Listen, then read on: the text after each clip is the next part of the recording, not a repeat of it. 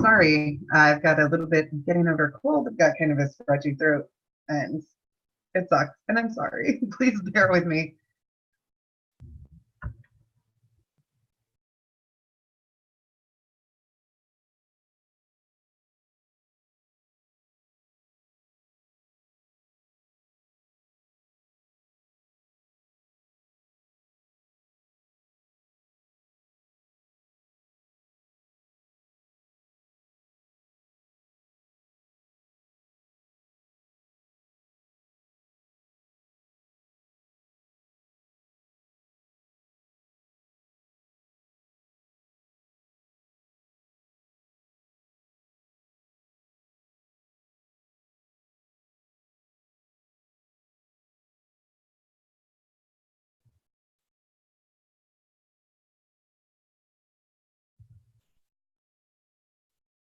Hello, everybody.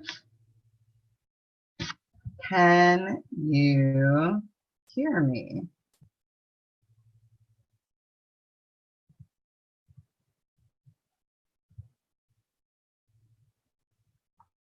This is so newfangled compared to how I usually use Zoom.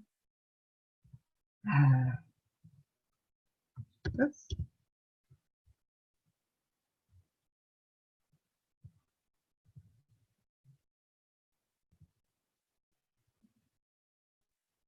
This is so fancy. Okay.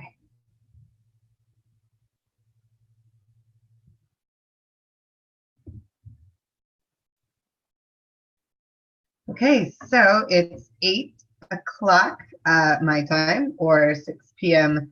Mountain Time, or 5 p.m. West Coast time.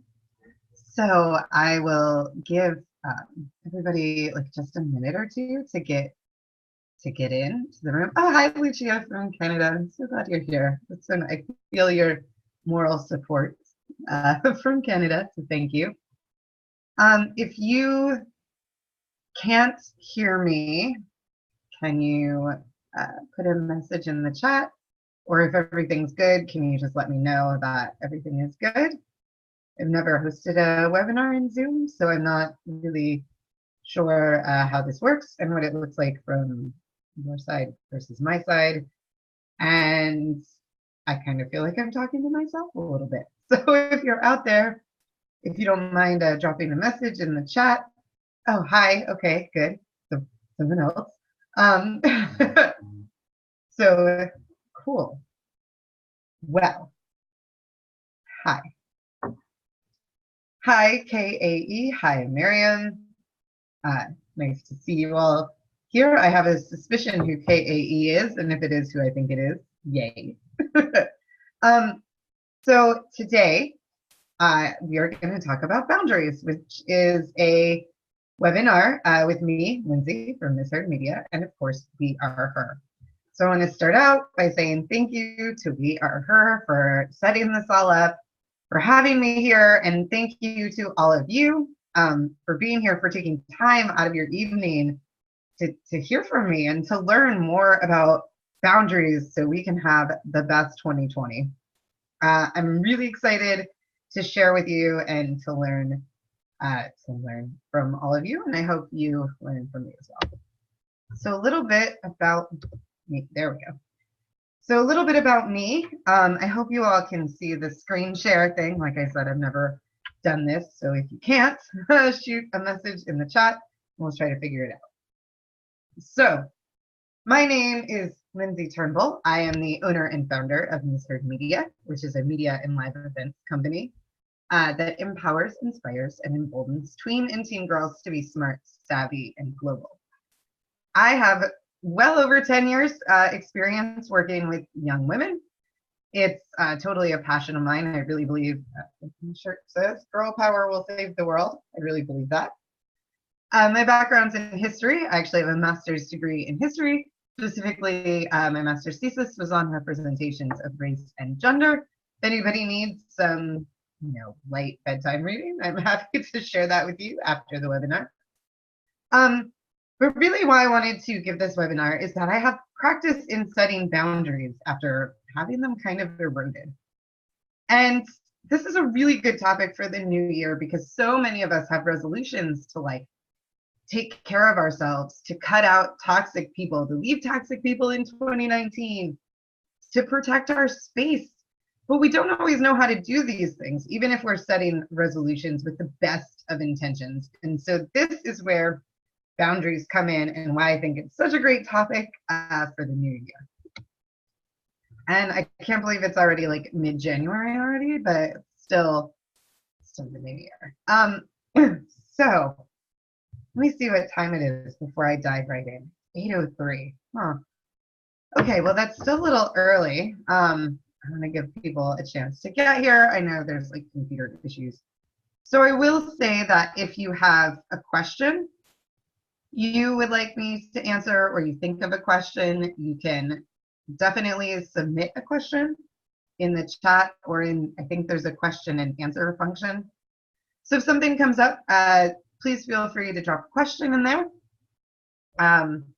If there's something that I can clarify or answer for you or like share a part of my own story, I'm happy to do that. And also, please feel free to utilize the chat. I'm going to try to ignore it, but it is really exciting when it blinks. Okay. So if you're tuned in, why don't you go ahead and tell me in the chat, on a scale of 1 to 10, 10 being you are all set, you don't even know why you're in this webinar, you have great boundaries, and 1 being like, I don't even know what a boundary is. Drop a number in there. And while you're thinking of a number from 1 to 10, 10 being you have the most healthy boundaries, and 1 being you don't even know what a boundary is, drop in a number. Caitlin, 7, Lucia, 7, Stacy, 6. Okay, all right. 4 to 5 most days, 3. Okay. So 8. Oh, awesome. So it seems like we have a variety of people in different parts. So that's really exciting. I hope that everybody can get something out of this, whether you're a 3 or you're an 8, or sometimes you're a 3 and sometimes you're an 8. We're probably all exaggerating. Caitlin, I can read your comments. I think I have everybody in here. Okay, so Caitlin asked me a question, most inspirational young woman / girl in history. Hi, Caitlin. Caitlin is the fabulous owner of a female-centric tour company called A Tour of Her Own. And one of my favorite inspirational young women in history is probably Gwendolyn Sanders. She was a 12-year-old activist and organizer, one of the leaders of the Children's March on Birmingham in Alabama, the images of which are iconic and are one of the catalysts for the passing of the Civil Rights Bill. So, okay, thank you for your question. I don't know how to say I did or did not answer it, but I hope you heard it. Hi, Kelsey. Oh, I totally do know who you are. I thought you were a different KAE. Well, I'm glad you're here. So, all right, now it's a little after 8. People are still going to probably come in, but I'm going to go ahead and get started because I want to respect your time. Oh my gosh, Isabel, I'm sorry that you are dealing with that. That's a really difficult situation. Please know that I support you. All of us here tonight support you and have your back. And I really hope that something from this webinar is helpful to you. So what are boundaries? Let's just get started with the big question. Boundaries are guidelines. They're personal rules that we create to identify safe and allowable ways for other people to treat us. It's also about how we treat ourselves. And we learn boundaries from everywhere. We learn them at home, at school, with our friends, from movies and TV. But really, ultimately, our parents and siblings are the first places where we learn our boundaries. So if our families have really, really loose boundaries or really firm boundaries, we are more likely to internalize that and to have those boundaries. And that's not to say that that's a positive or a negative thing. It's just a thing that we can be aware of. And so to start thinking about boundaries, think about your family and your boundaries growing up. You know, was your family big on hugs? Were you kissers? Did you kiss everyone on the cheek? Did you have to hug and kiss your relatives? Were you allowed to say no? Did your parents have boundaries, you know, with you, with each other, with the neighbors, with their friends? Think about what boundaries looked like when you were growing up. And how did these things, these boundaries, how did they shape you? You know, do you feel like you can't not hug someone even though like it makes your skin crawl? So think of your boundaries growing up and how do they still serve you? Lucia, I see your question. I'll get to it at the end of this slide. So we need to acknowledge that our boundaries can change as we age and have new experiences. So for example, as a teenager, this is silly, but I loved talking on the phone for hours. Like I just wanted to sit and gossip on the phone after school. And it made me really happy. And now that I'm older and more introverted, I try to reserve the phone for just like business calls, like something that just needs a quick answer, or like my mom. That's pretty much it. That's a boundary I have. And it's normal and healthy to have boundaries. Boundaries protect your autonomy, your mental health, your safety, your belongings, your everything. And every single person has boundaries, and everyone's boundaries are unique. And they come in many forms: physical, digital, emotional, sexual, material, even internal boundaries, which I'll talk about all of that in detail in a minute. So I want you to start thinking about what boundaries you already have and what boundaries you would like to have in the future. And Lucia asked a great question: is abuse the absence of boundaries? And that's a really good question. I don't know that I have like just a yes or no answer. But someone that is constantly violating your boundaries that's definitely an unhealthy relationship. Is it an abusive relationship? I can't say for sure. But sorry, excuse me. But someone that doesn't respect your boundaries or doesn't, you know, have someone that doesn't have boundaries and expects you to also not have boundaries, like that's definitely unhealthy. Like I don't want to say it's abusive for sure, because you know it's kind of difficult to say that from a hypothetical, but it's definitely unhealthy. Boundaries are healthy and normal. And so why are they important? Because they protect us and they keep us safe and they protect our time and our energy and our spirit. And in unhealthy relationships and in abusive relationships, boundaries usually don't exist, or they are kind of one way when they should be like two ways, right? We all have boundaries. But in unhealthy relationships, they can be all one way, where one person has lots of boundaries and the other person has nothing. And so in an unhealthy relationship, one person is usually putting someone else's needs first and someone else's thoughts first. They feel like they don't have rights, or they think setting boundaries is going to jeopardize the relationship, or maybe they just never learned what a healthy boundary is. And sometimes we just don't have boundaries because we're scared that people are going to react negatively, or that people won't love us anymore. And that's just not true. You know what? You are just as lovable. You are more lovable when you know what you want, you know the things you need, and you know what you're not going to tolerate. It makes you like a more solid, stable person, I feel. And anyone that isn't willing to respect your boundaries, like isn't respecting you, your knowledge, your time, or your heart. And if you've had really loose boundaries over the years and you're starting to tighten them, you probably are going to face resistance. And the author of the blog In Therapy says they may fight you, they may resent you, and they may want the old you back because they've gotten so used to you dropping everything to take care of someone else.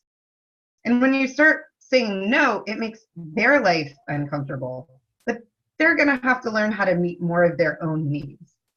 You're not harming anyone when you say no, when you set a boundary and you say no. You haven't, you're not hurting other people. You're just someone that's making a point to say, like, this is what I will not do. And that's okay. And other people are going to get used to it. And I know that might be hard to hear, and I know that's easier said than done. But we have to teach other people how to treat us. And sometimes that takes an adjustment.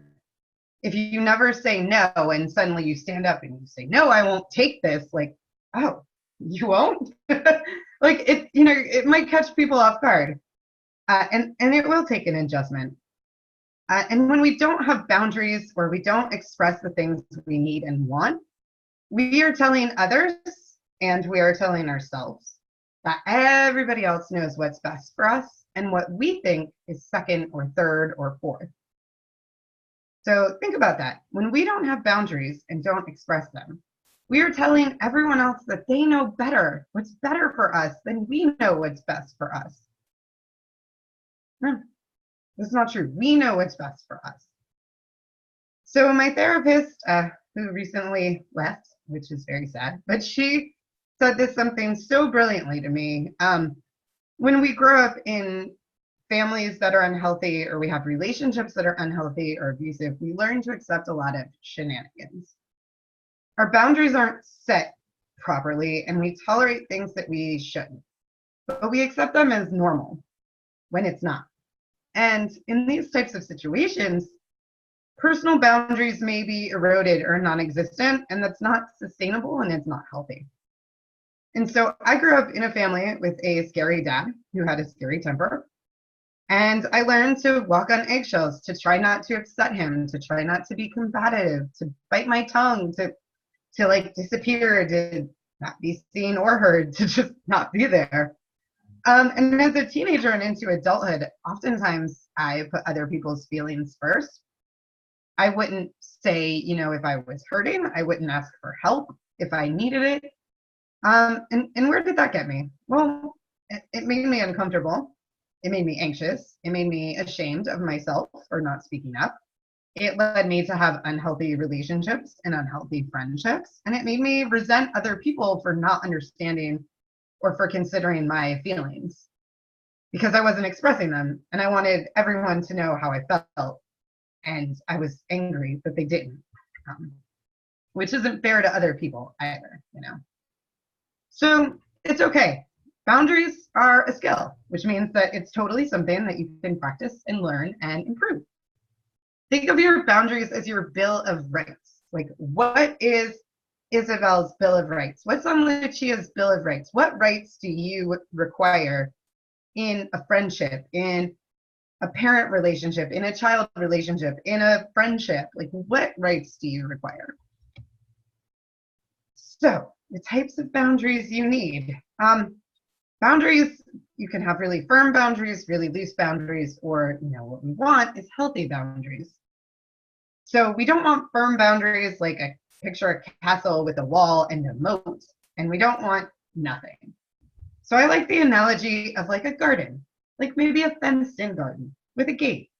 People can come in and out, but they need you to open the gate, or they need to go through the gate first. So sometimes some boundaries may be fixed, right? Like, I will not speak to my abusive ex-partner. I will not see my abusive parent. Fine. I will not let abusive people into my life. That's fine. That's healthy. Sometimes we want to build like a really tall wall around ourselves to protect ourselves from being hurt because we've been hurt and it sucks and we don't want to be hurt. So we build these really tall walls, these impenetrable boundaries. And I understand. But the consequences of having boundaries that are like too rigid are that it's really lonely in your castle. by yourself, you can have a hard time connecting with other people and seeming authentic. And you can come off as really cold and unapproachable. Or if you have no boundaries, like you're so afraid to hurt someone, you're so afraid to offend someone, you just grew up in a home where everybody told everybody everything and touched all the time, and you don't really have boundaries in that way. Sometimes we don't have any boundaries. And when we don't have any boundaries, other people's words and actions can hurt us very deeply. Open boundaries can lead to other people feeling uncomfortable because people with open boundaries can be too forward or too touchy or too much. So Lucia says, I reserve the right to get clarification. That's a great right. Thank you for sharing that, Lucia. So when we have healthy boundaries, and again, I'm picturing like a beautiful garden with a fence around it and a gate, we can cultivate our space. We understand that we're strong and safe. We understand that other people also have a garden with a fence and a gate. We're more understanding. We seem more likable. We have a stronger sense of self. We ask for what we need. We can stand up for other people. We can stand up for ourselves. We can settle arguments peacefully. And people with healthy boundaries are really the people that are best able to connect with others. And again, if that sounds like it's something that's so far away, that's okay. This is a practice. It's something that you can work on, and I'll give you ideas for that, but it's something you can work on and practice over time. So types of boundaries: physical boundaries, your personal space. Deciding who can touch you, when, and where. So me, I hate being touched by strangers. I just don't like it. And so like if I'm out somewhere at like a show or a bar and someone goes in for the hug that I don't know, I'm like, whoa, I'm a high fiver, not a hugger. And no one's offended. And I get to maintain my boundary. And, they don't feel like I'm being a jerk because I'm not trying to be a jerk. I just don't want to be touched. Emotional boundaries are choosing what you share, with whom, spending time alone, understanding that you can't control or fix other people's emotions, and asking for what you need. And for survivors, this is really huge. So that you don't blame other people. Oops, sorry, I just lost my, there we go. No, there we go. Okay, sorry, notes got all shuffled. So really often survivors are people that put others' needs and emotions first, which means you're not taking care of your own boundaries.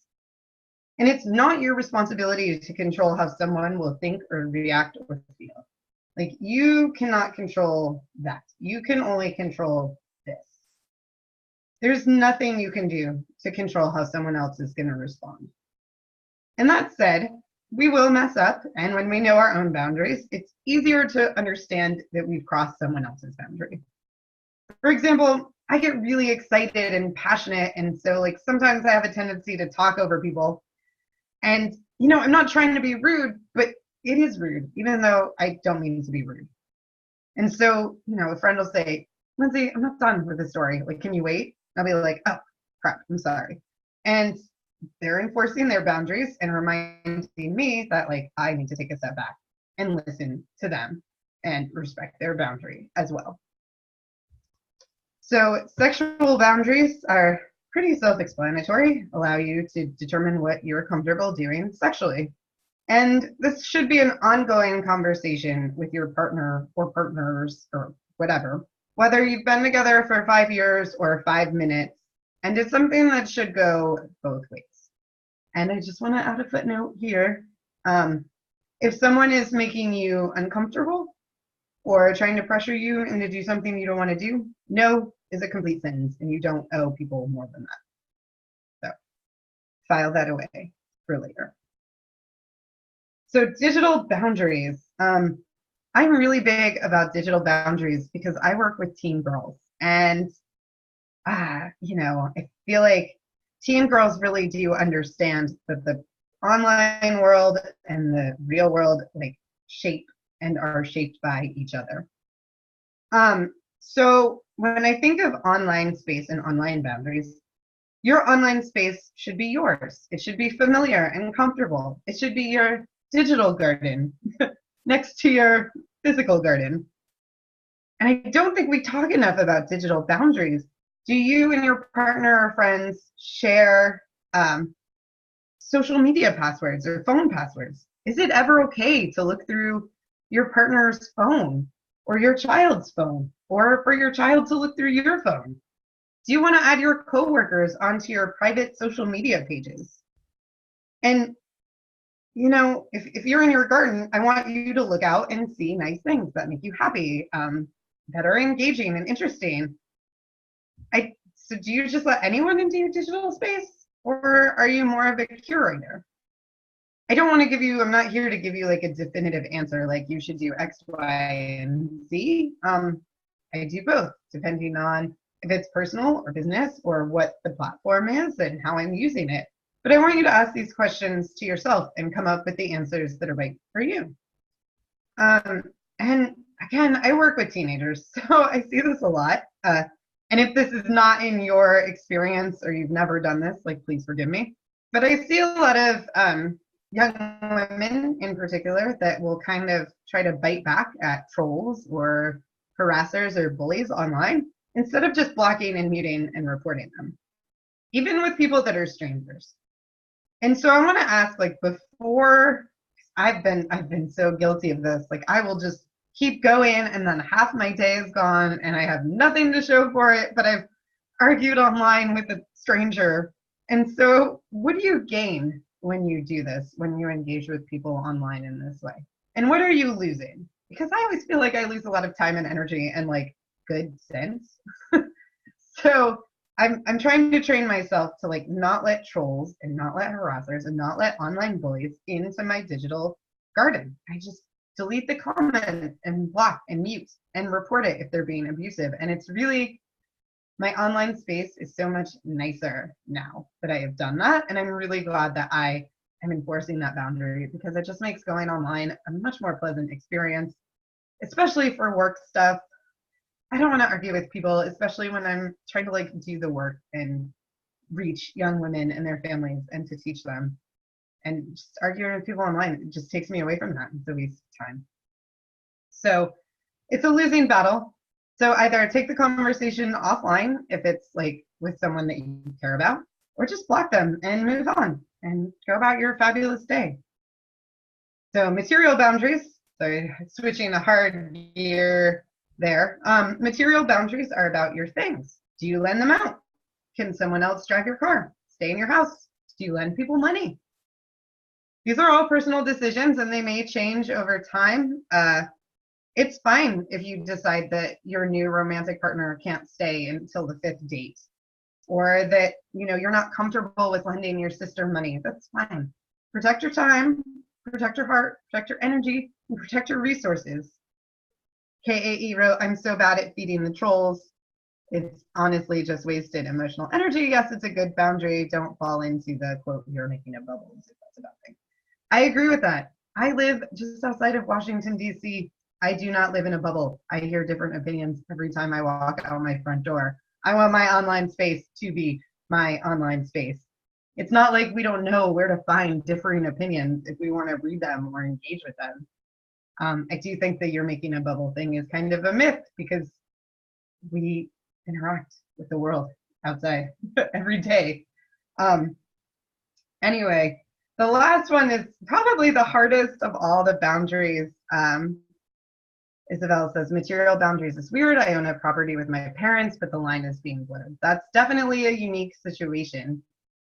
And like I said, I'm not here to like give you all the answers, but hopefully it's something that you can sit down with your family and talk about who is responsible for what and when, and who's paying for what and why, etc., and get like a little clarity on that relationship.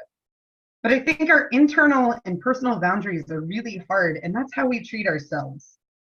How are we talking to ourselves? Is it with love?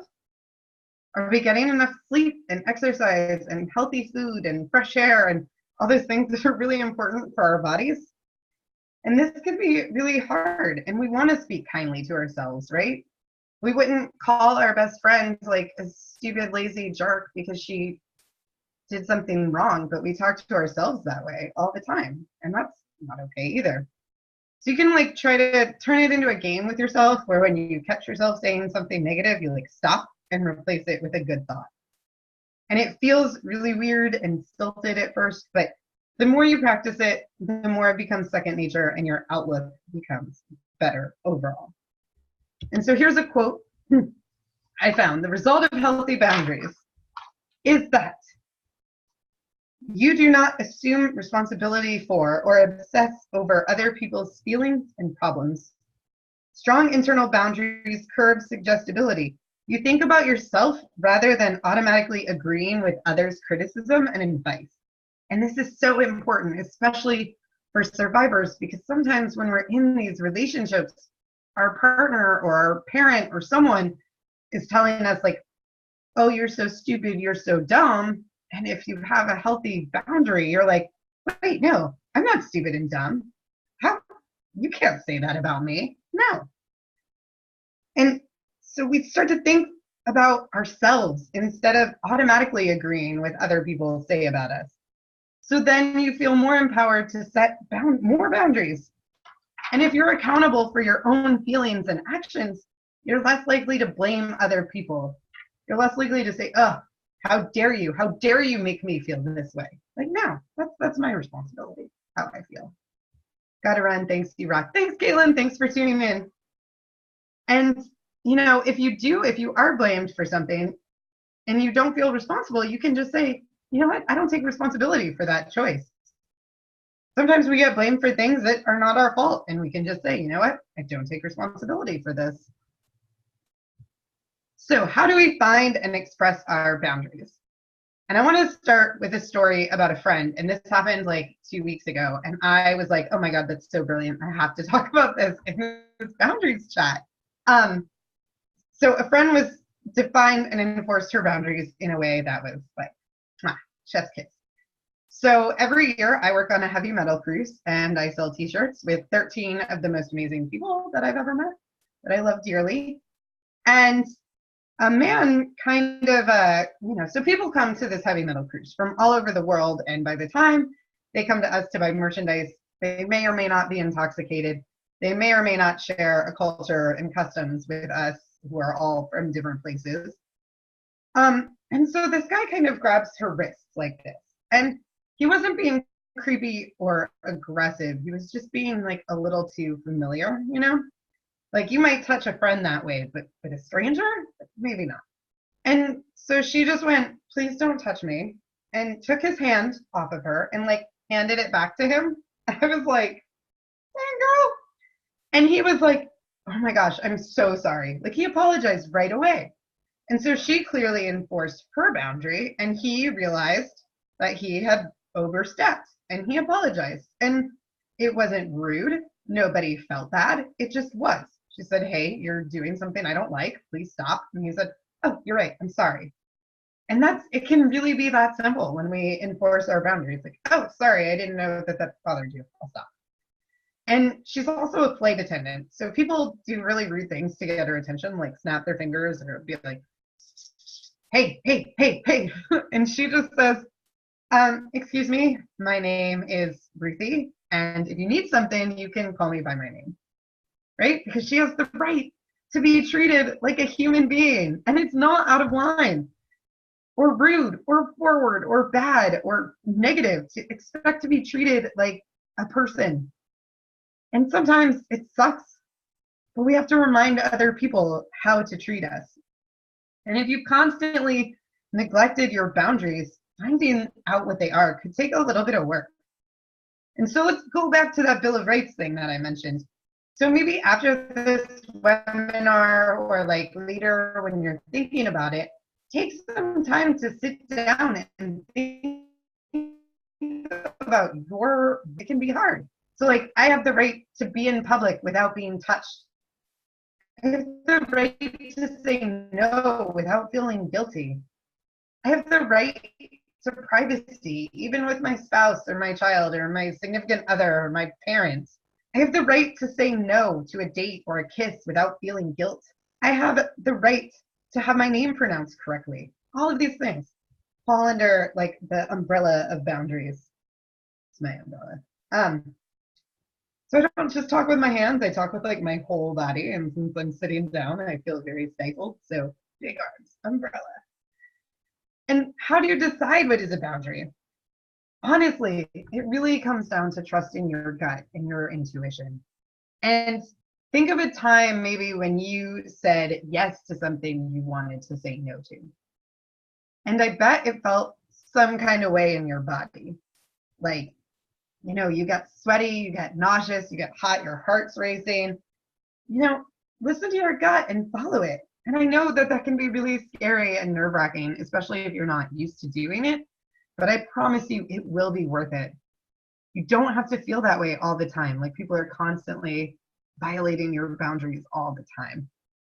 And I want to add that if you're ever scared to tell someone no, because you're scared that they will react with violence, that is not healthy. That is potentially very dangerous. And no matter what the relationship is, you deserve to express yourself in your needs in a space without violence or yelling or threats.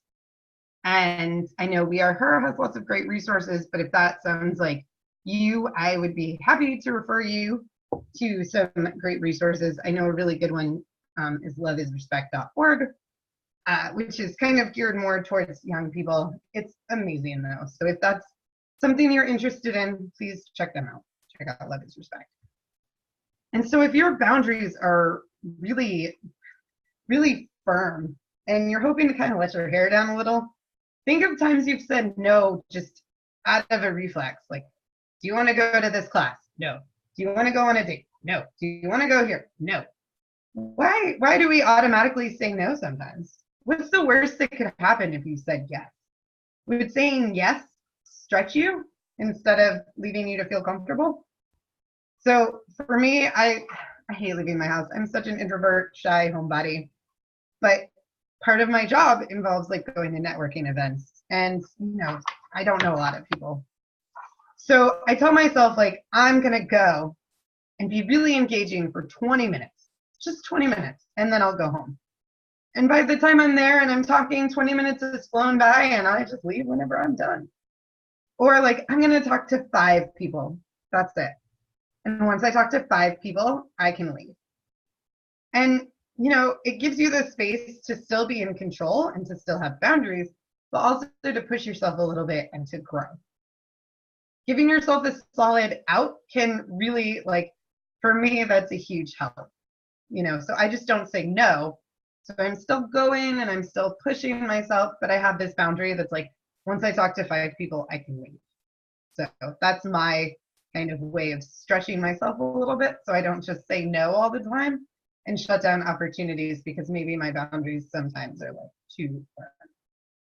And sometimes I say no because I don't want to look stupid in front of other people.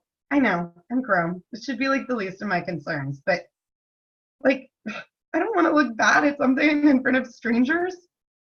But you know what, like ultimately that's why you go to a yoga class or a writing workshop or a pottery class or jujitsu or whatever. And chances are when I do go, everyone else is so busy worrying about what they're doing that nobody cares if I, instead of a bowl, I've made a giant pile of crap. And knowing that no one's watching can take the pressure off and let you let your hair down a little bit.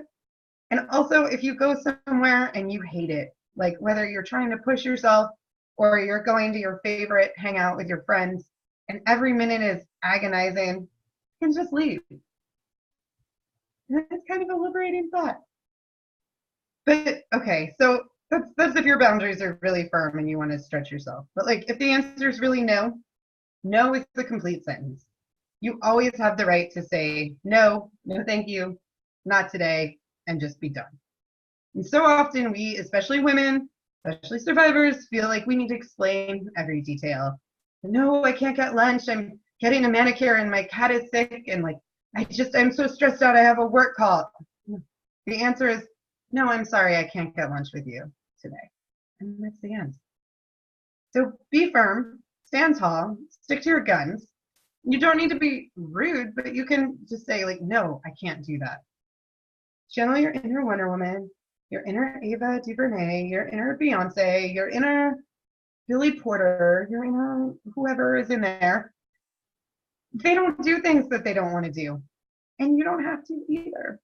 And like my partner, my significant other, like totally baffles me with something. Like if I feel like I'm gonna miss something, I feel like I need to explain, right? Like from growing up. No, I can't do this. I have to take the cat to the vet and wash my hair.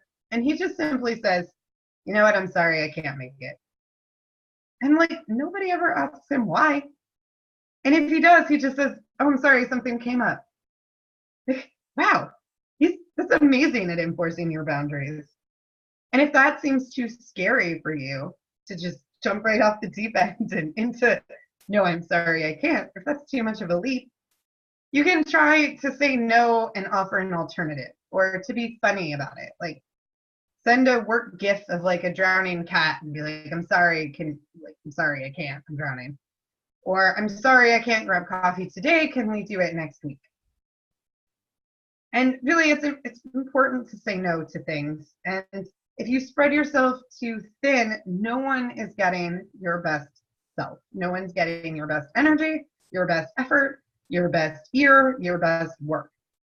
People understand that you can't be everywhere at once and that you can't take care of everyone else all the time. If this is new for you, then maybe, yeah, some people are going to be thrown off because they're used to you dropping everything. But they'll learn. You're not being selfish. You're taking care of yourself. People will still like you when you enforce boundaries. So you can practice this, and you can start really small. Like when you meet new people, say like, oh, my name's Lindsay, but I prefer to be called Lou. Or please use they pronouns when you refer to me. Like just something really small. And when you get a coffee or a massage or a haircut, you can practice by asking for exactly what you want, because you're paying those people to take care of you. So that's the best time to practice, because they want to make you happy and they want a good tip, right? So they're incentivized to kind of listen to you. And if you're not getting what you want, you can just say, excuse me, I asked for this and I got this. Can you please help me make it right? And you're advocating for yourself. You're standing up for yourself. You're setting your boundaries. You're getting what you need. And it's in a way that's polite and respectful. And practicing with strangers is a good start, because, you know, these are people that you don't ever have to see again. So it's pretty safe to start there. So at work, I want to share this example because I know a lot of us have a hard time setting boundaries at work. And I work for myself, right? So that's hard because work starts to like creep into like my outside life. And so I put hard boundaries around my time, especially emails, because when I am going back and forth in emails, it is almost always time that I could be spending doing literally anything else. And so to cut down on emails, I started, when I'm scheduling something, saying, yeah, I would love to talk about that. I'm available for coffee Monday and Wednesday at 12 p.m. or 4 p.m. Does one of those times work for you? It cuts down on so much back and forth email. It is a game changer. So other ways you can practice, you can ask a close friend their opinion, like honestly, like, do you let people walk all over you? Are you too hard and closed off to other people? What kinds of boundaries do your friends have? Seeing and learning more about what other people do and do not allow can help you put your own boundaries into perspective and help you identify your own. So maybe your friend lends money to her whole family and you realize like, oh my gosh, like that actually makes me really uncomfortable. Great, you found a new boundary. And if you are a parent, today is the perfect day to start modeling healthy boundaries. The more you do it, the more your children will internalize that and learn that, and it'll be so much easier for them. Especially with your kids. So please do not force your children to hug and kiss and touch relatives if they don't want to. Teach boys and girls to respect boundaries of each other. And, you know, when you're online, like ask people if you can tag them. This is common courtesy and it helps keep everyone's boundaries, right? Like you don't want someone to post a really unflattering photo of you and tag it.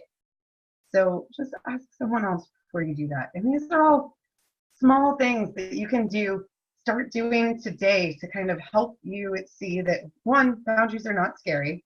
Two, they're actually really great. And three, that there's something that you can do and you can have and that you are capable of achieving. And I have a few communication tips and tricks. You want to use I statements. I feel blah. I think blah. Not, you always make me so mad. You do this, you do that. Like, oh, that's going to put people on the defensive no matter how healthy their boundaries are. Like, I feel hurt when you don't put your clothes away. I feel disrespected when you don't do your chores. Be clear and honest about your boundaries and when they've been broken. Remember, other people can't read our minds, so we have to tell them, and we may have to tell them more than once. Talk in person if you can. It's too easy to like catch someone off guard over text, and we all make mistakes. So be willing to apologize when you have crossed other people's boundaries. Isabel says the I not you advice is really helpful. I'm so glad. That's something I try to work on too, because gosh darn it, sometimes other people make me really mad. And I have to say, like, I feel really angry when this happens, instead of you're making me so mad right now. Like, I just want to start. Like, that's not healthy or helpful to any conversation, to any type of relationship. And of course, love and boundaries, they don't hit or slap or break things. And it's okay to be angry, but channel your anger into something healthy. Sports, art, music, poetry, screaming into a pillow, walking the dog, whatever. Someone violating your boundaries is like not an excuse to go turn around and violate someone else's boundaries. It's okay to be mad, but like, take that ish and take it somewhere else and deal with it. What's that quote? Like, it's not your fault, but it is your responsibility to deal with it in a healthy way. And remember, ultimately, you cannot control how other people think, feel, act, and respond. You can only control you. And when I started like learning about boundaries, my first thought was like, oh my God, no one's gonna like me anymore. Will people still like me if I have boundaries? And the long and short answer, or the short answer, is yes and no. Your true friends, parents, siblings, coworkers will understand that it's just not possible for you to drop everything all the time and take care of them. And people may be shocked or surprised, but they may be weirdly proud of you for standing up for yourself, and they will still like you. And the truth is that if you start to enforce boundaries, like, some people may leave. And it's really easy to say, like, screw those people, they were never your friends anyway. Which is true, but also it's still allowed to hurt, and you're still allowed to be sad about it if that does happen. It can be a surprise, even if it's true, that like it turns out some people are unhealthy people and they're taking too much from you, and when you finally put a stop to that, they're gonna leave, and it sucks, and you're allowed to be hurt and you're allowed to be upset. That doesn't mean you've done anything wrong. You're allowed to be angry and hurt and sad, but remember, you can only control yourself, and you can't control other people or how they respond, which is kind of like a liberating thought. If we're not trying to get people to think a certain way or see a certain way all the time, like, we can focus on our own ways of thinking and being and doing. And so what I want you to do today is to go home and take time to celebrate yourself and write down somewhere 10 things that you love about yourself that are worth being protected. And think about the 10 rights that you deserve. Like, I deserve for people to spell my name correctly. It can be as small as that, or as big as I deserve, to surround myself with people that love me for who I am. So find your 10 things, tonight. You don't have to do it this second. So our big takeaways Boundaries are normal and healthy, and they protect us. Everyone has boundaries. Everyone's boundaries are unique and deserving of respect. It doesn't mean we have to understand them, but if you're a hugger and I'm not, like, you have to respect that I don't want to be hugged, and I have to respect that, like, you want some kind of connection. So we can high five about it. Or maybe when I get to know you, then we'll hug, and we'll hug all the time, and it'll be great. And sometimes enforcing boundaries like will really throw people out of step, but that's not your fault. And ultimately, you can only control yourself, your thoughts, your feelings, your actions. You can only control this part. So it's okay. You can't control how other people think and respond. And when we have those boundaries, it's actually kind of liberating, especially if you're someone that lived in a house with a scary dad and you were always worried about what he was thinking, to realize, oh, I can't control how he's thinking. I can only control what I'm doing and how I respond. Was it always fair? No. But as an adult, I'm so grateful now to like have that perspective and to understand that, we're not responsible for other people. And I think that's like the best thing that we can take away from our boundaries, is to protect ourselves and keep ourselves safe, and to find freedom in knowing where our limits are. So again, I want to thank you so much for being here. I know it's late for me, kind of. Maybe it's not late for you all in the Mountain Time or the West Coast time. But if you have a question, please put it in the chat. I would love to hear from you. And if you have a question that you think of later, you can email me privately if you think of something later, or you have a question you don't want to ask for the group. Whoops, sorry. I lost all my information. It's coming back. Okay. So you can email me privately, and you can, check out MissHeard Media, follow on Facebook, Instagram, Twitter. I really appreciate the validation on here. So glad I came. Just discovered the Q&A. Thank you so much, Lucia. I really hope that everybody got a little something out of this tonight. If nobody has questions, except for Caitlin's, which I answered, about most inspirational young women. Oh, ciao, Lucia, have a good night. Will I share the slides, Jennifer? I can, if you would like that. Thank you, Miriam. If you would like the slides, I can send them to you if you email me at lindsey@missheardmedia.com. That's LINDSEY @MISSHEARD media.com. I can share them with you, and I can also message Emily from We Are Her and request that she share the slides as well. All right, so if no one else has any questions for the webinar, I'll keep an eye on my inbox if you want to message me there. Thank you again so much. It was so great. I love this chat. I love that you all were interacting. That made it way more fun for me. Made me feel less like I was talking to myself. Anyway, please feel free to reach out. I would love to hear from you. I super appreciate all of you. And We Are Her for inviting me to be here.